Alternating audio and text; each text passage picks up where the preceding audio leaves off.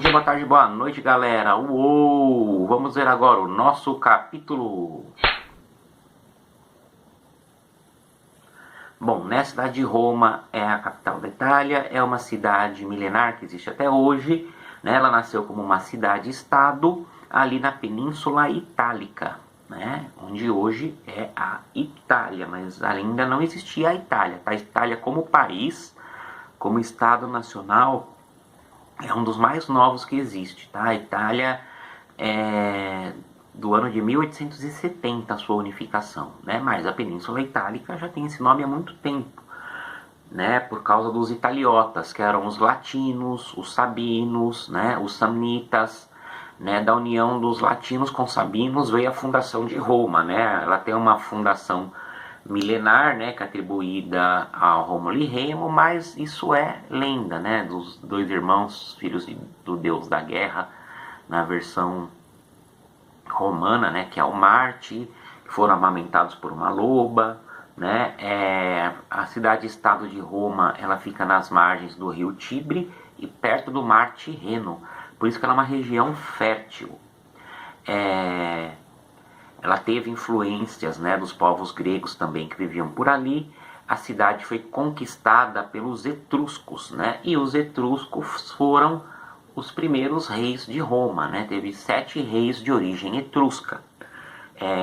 Os patrícios eram os membros da nobreza romana, eram os grandes proprietários de terra, e tinham um povão, né. O povão era a plebe, né? Plebe quer dizer aquele que não se sabe quem são os pais, né? Diferente de patrício, que é aquele que se sabe quem são os pais, né? Patrício vem de patros. E a monarquia foi causando um choque entre rei, que queria governar sozinho, e a nobreza, que queria governar porque era grande proprietária de terras, né?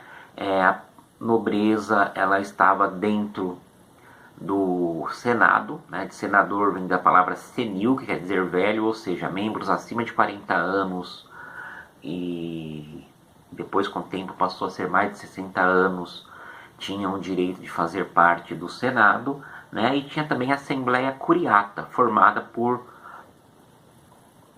patrícios de diferentes origens, tá? Só que a curiata era só para dar opinião, só para fazer análise, né? Não tinha poder de voto, não, nem de voto, nem de veto. Tudo bem? Então a sociedade romana, topo patrícios, abaixo os clientes, que eram os plebeus que viviam junto com os patrícios, prestavam favores a eles, né?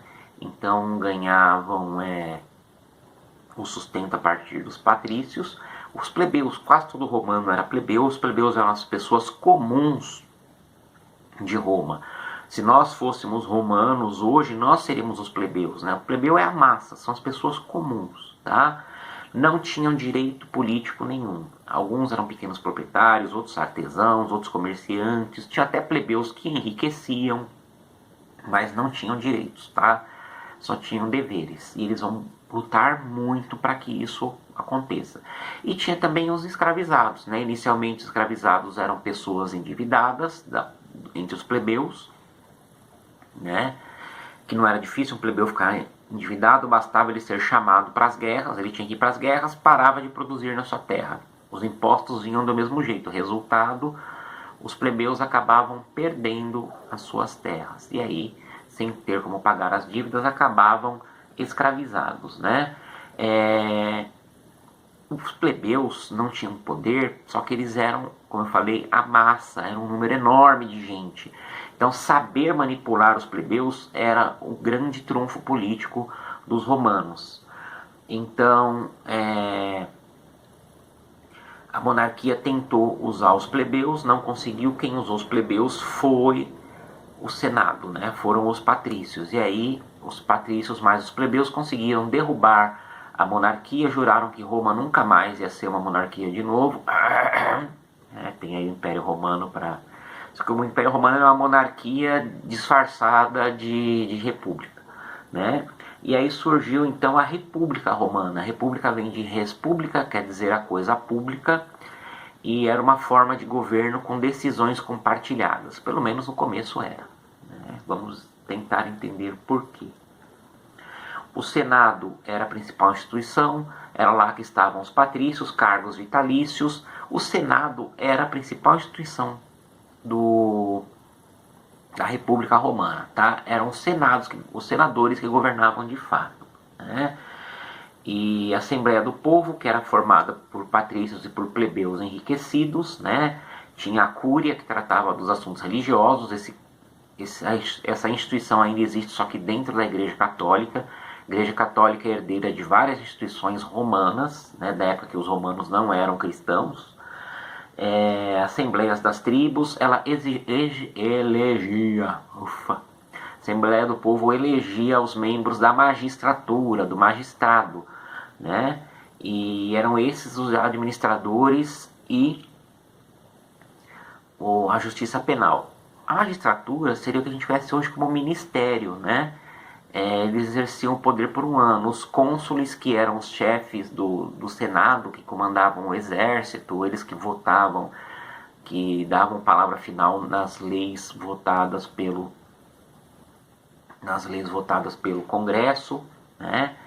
Então, com o passar do tempo, o cônsul passou a ser o governante de fato de Roma. Os pretores, que eram os ministros da justiça, os edis, que eram os prefeitos da época. Ainda tem lugar que chama prefeito de edil, né? Mas aí é uma figura de linguagem, né? Assim como alguns ainda chamam também prefeito de alcaide, que era o cargo de prefeito nas cidades muçulmanas, né?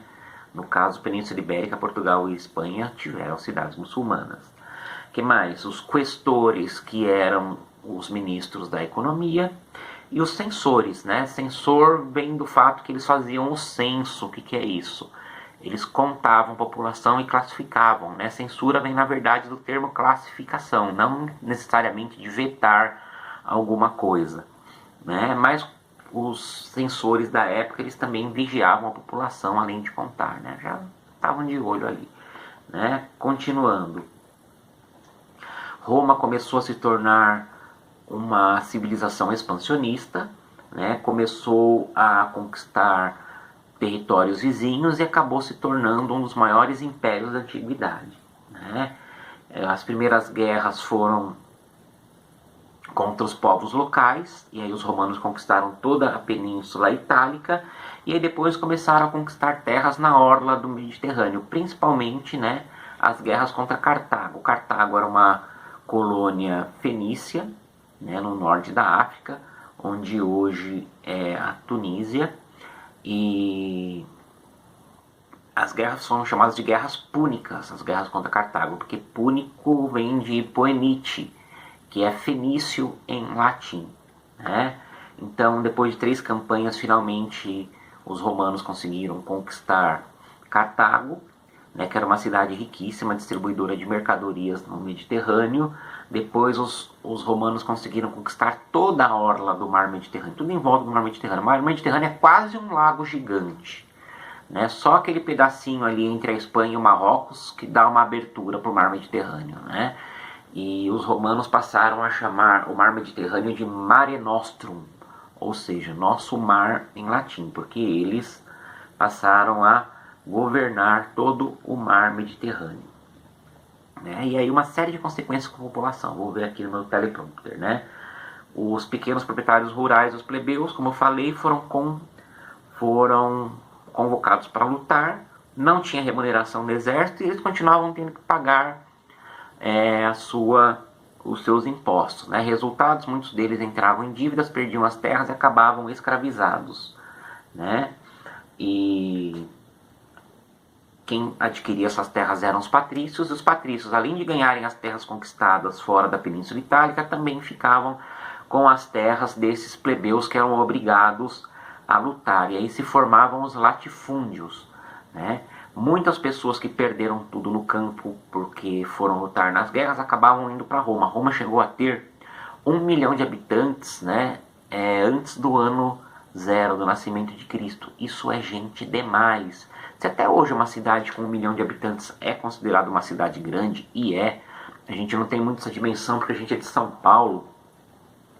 E aqui em São Paulo tem gente demais, né, tem muita gente. Mas sim, 1 milhão de pessoas ainda é muita gente. Então imagina em Roma. E essas pessoas chegavam lá e o que acontecia? Em Roma, gente, os romanos não trabalhavam mais depois da conquista de terra. Por quê? Quando se conquistava a terra, as pessoas das terras conquistadas tinham que pagar tributos, né? Vários produtos, e entre esses produtos, infelizmente, tratados como gente, os tratados como coisa, gente tratado como coisa, estavam os escravizados, né?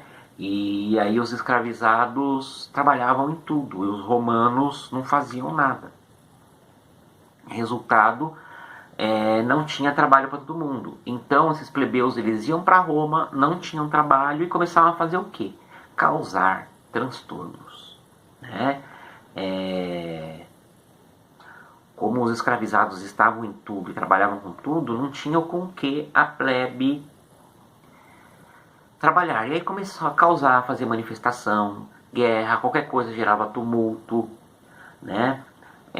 As dívidas com os patrícios começaram a não ser pagas, né?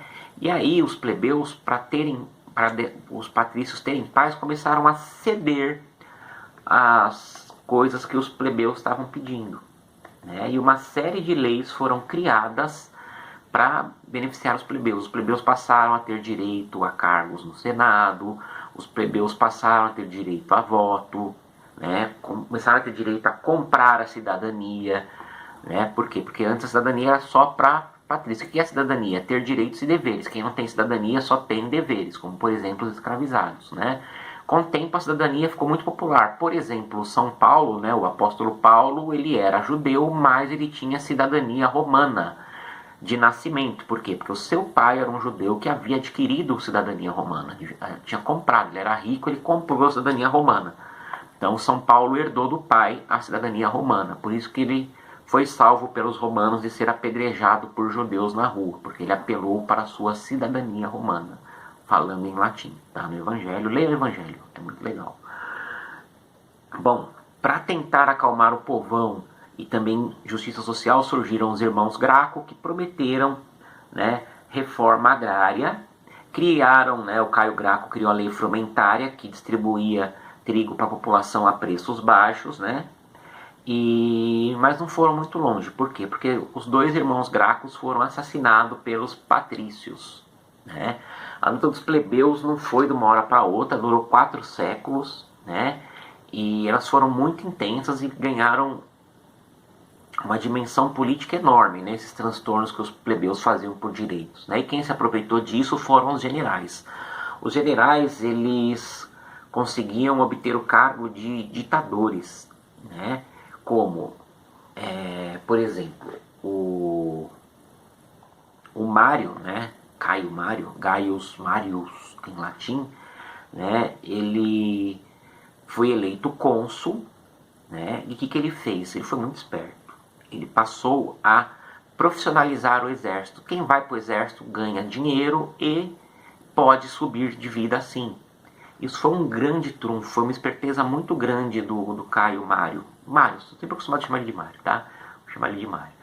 Então foi um trunfo muito grande do Mário. Por quê? Porque agora as pessoas queriam lutar no exército. Porque no exército elas aprenderiam a profissão de soldado, no exército ela ganharia despojos de guerra, né? O que é o despojo? Destrói um lugar, o que sobra de riqueza você pega. Que riqueza? Desde uma colher, metal valia muito, até um prisioneiro para ser escravizado. Então eles iam para a guerra pelos despojos e também para ganhar o salário. O que é salário? Eles ganhavam pagamento em sal, daí vem a palavra salário, né? Ganhavam uma barrinha de sal. E o sal, em muitos locais, ele era usado para conservar os alimentos, então ele era bem valorizado, principalmente nos locais que eram longe do mar e não tinha nenhuma mina de sal por perto. Então, da palavra sal vem salário e também soldo, outra palavra para pagamento, né? Soldo era o pagamento dos soldados, né?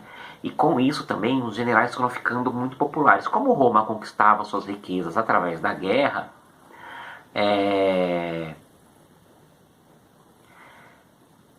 os generais viraram os popstars da época, né? As pessoas que tinham mais valorização do povão. O povão amava os militares, porque os militares traziam glória e riqueza para Roma. Sabe aquele técnico que faz seu time ganhar, que com o tempo o técnico fica mais querido pela torcida do que os jogadores? É esse caso, né? Então os generais viraram os bambambãs da sociedade romana.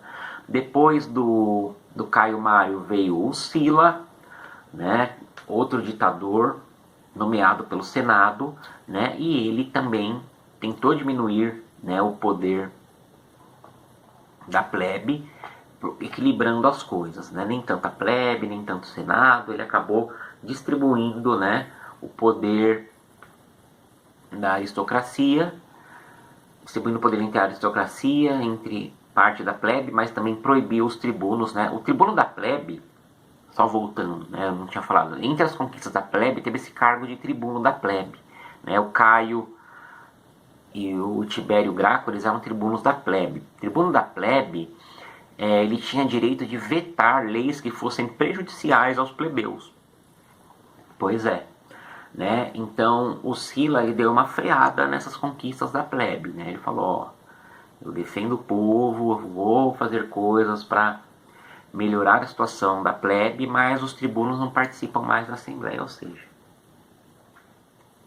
chavequinho, né? O que vai acontecendo então, esses governos militares são autoritários e eles disputam muito o poder, né? E vão se formar então, né, dois triunviratos. O primeiro triunvirato era formado pelo Júlio César, pelo Pompeu e pelo Crasso. O Crasso era um dos homens mais ricos de toda a história de Roma. Dizem que, em proporção, o Crasso foi um dos homens mais ricos do mundo. Ser general na Roma Antiga era assim. Você tinha muito dinheiro, você poderia contratar soldados e você formaria um exército. Os exércitos eram particulares, eram oficiais, mas tinham dono, né? O Júlio César era muito querido porque ele conquistou a Gália e sempre que ele conquistava alguma coisa ele dava festa para o povo, com comida, com bebida, né? Nessa época também, para acalmar a plebe, surgiu a política do pão e circo, ou seja, as pessoas ganhariam pão e vinho grátis, né, os plebeus, e diversões dos gladiadores no circo, né? Luta dos gladiadores, luta de prisioneiros com feras, né? Corridas no circo, corrida de biga, né? Aqueles carros puxados por cavalo, né? Então Júlio César era bem popularzão. O Pompeu era um veterano de guerra, né? Tinha conquistado o Egito. E o Crasso, como eu falei, um dos homens mais ricos. Eles formaram o primeiro triunvirato, mas isso não durou muito. Por quê? Porque o Crasso perdeu uma guerra contra os partas, lá na região do atual Irã. Tem essa expressão, quando alguém faz um erro muito burrão, chama-se de erro crasso. O Crasso entrou para a história como um cara de erro burrão. Mas o que foi? Como ele tinha um número muito maior de soldados, ele achava que ia ser moleza ganhar essa guerra e não planejou direito a batalha.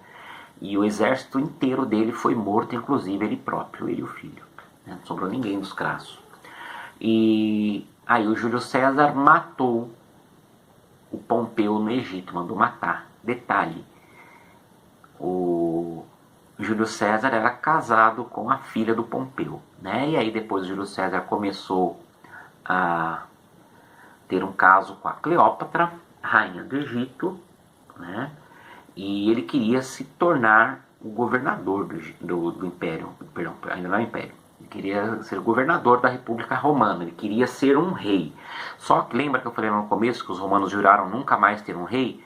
Só que o Júlio César, com o seu carisma, o seu prestígio, o seu poder financeiro e militar, ele foi crescendo dentro da estrutura romana, né? Conseguiu transformar o cargo, ele foi eleito cônsul, né?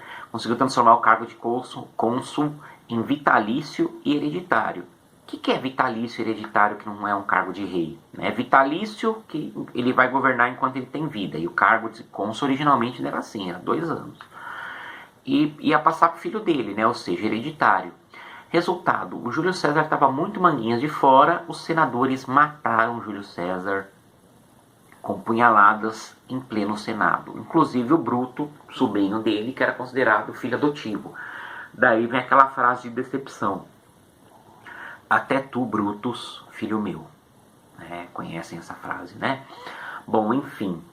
E então, Júlio César morreu, seu sobrinho Otávio Augusto, sobrinho e herdeiro, formou o segundo triunvirato, né? Com o Júlio César não, com o Marco Antônio, que era também, tinha sido aliado político do Júlio César, e ele, o Marco Antônio, foi depois, né, ser amante da Cleópatra. Lógico que esse segundo triunvirato também vai dar encrenca, né? E o Júlio César não sai da minha cabeça. O Otávio mandou matar o Marco Antônio e a Cleópatra, né? E teve aquele rolo que eles acabaram se suicidando, é uma história meio mal contada. Enfim, o Otávio foi coroado como Augusto, como imperador, né? Augusto quer dizer o máximo.